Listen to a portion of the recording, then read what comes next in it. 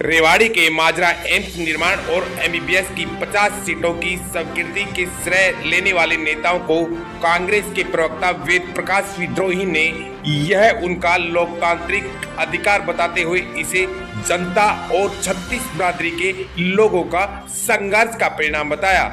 क्या इस बार लग पाएंगी एम्स माजरा में ये एमबीबीएस की कक्षाएं, इसको लेकर उन्होंने खोला राज।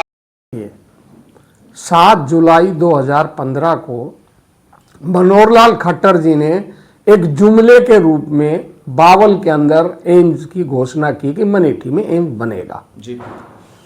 और 2 महीने बाद ही वो फाइल बंद हो गई जी।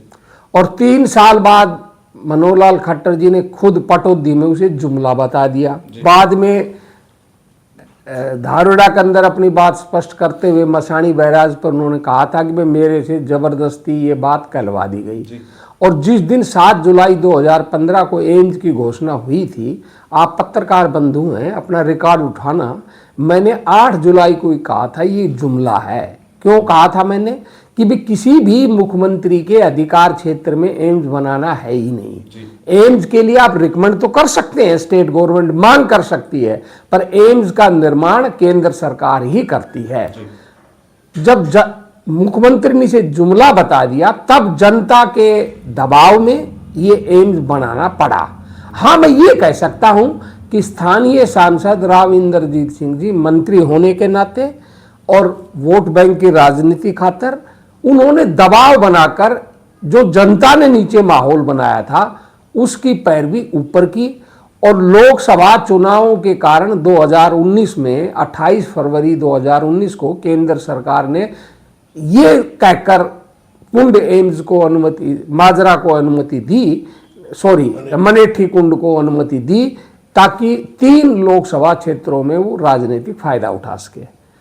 वो भी जानते थे कि भाई ये बनेगा नहीं, क्योंकि जो कुंड की जो मनेठी कुंड की जो जमीन है वो अरावली के क्षेत्र पड़ती है, ना नोमन तेल होगा, ना राधा नाचेगी। पर मैं धन्यवाद दूंगा माजरा गांव के किसानों को कि उन्होंने त्याग कर कर अपने करोड़ों की जमीन 210 एकड़ के करीब एम्स को दे दी और जो एक असंभव था उसे संभव बना दिया। अब फरवरी 2024 में माजरा एम्स को अनुमति मिल गई और अनुमति मिल गई तो निर्माण काम शुरू हो गया। जब कोई भी निर्माण काम किसी भी एम्स का शुरू हो जाता है, 22वें जब एम्स का निर्माण शुरू हो गया तो स्वाभाविक है कि जब उसमें बिल्डिंग बन जाएगी और आधारभूत ढांचा तैयार हो जाएगा तो वहाँ एम्स की क्लासें भी शुरू हो जाएगी। अब क्योंकि माजरा के अंदर बिल्डिंग बन रही है, इसलिए 50 सीटें अभी स्वीकृत हुई हैं। अब हाय हल्ला मचाकर लोग श्रेय लेना चाहते हैं, ले, उनका लोकतांत्रिक अधिकार है, परंतु ये एक रूटीन का कार्य है और ये भी कोई आवश्यक नहीं है कि 2026-27 में ही एम्स की कक्षाएं शुरू होंगी। उसका मेरा एक लॉजिक है। उसका पहला कारण तो ये है कि अगर मान लो कि भाई आपका अकादमिक ब्लॉक पूरा नहीं हुआ निर्माण काम का, तो कक्षाएं कैसे शुरू करेंगे? दूसरा, छात्रावास नहीं बना तो भी नहीं हो पाएगा। तीसरा, जो स्टाफ चाहिए और स्पोर्टिंग स्टाफ चाहिए एम्स को पढ़ाने के लिए छात्रों को, उसका कोई सीट जो वैकेंसीज होती हैं शिक्षकों की, स्पोर्टिंग स्टाफ की, उसकी वित्त मंत्रालय ने अभी तक अनुमति नहीं दी है। उनकी अनुमति होगी, उसकी अनुमति मिलने के बाद एडवर्टाइजमेंट निकलेगा, नई भर्तियां होंगी, तो वो सारी प्रक्रिया अगस्त 2026 तक पूरा हो पाएंगी या नहीं हो पाएंगी ये कहा नहीं जा सकता, क्योंकि केवल 4 महीने का समय बचा है।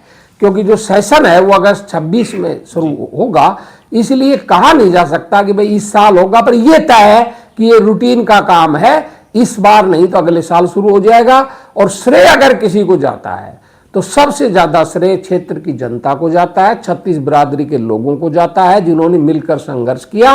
और यदि सांसद के नाते राव इंद्रजीत सिंह जी श्रेय लेते हैं तो भाई उनका अधिकार है, क्योंकि उनकी सरकार के समय ये बना है।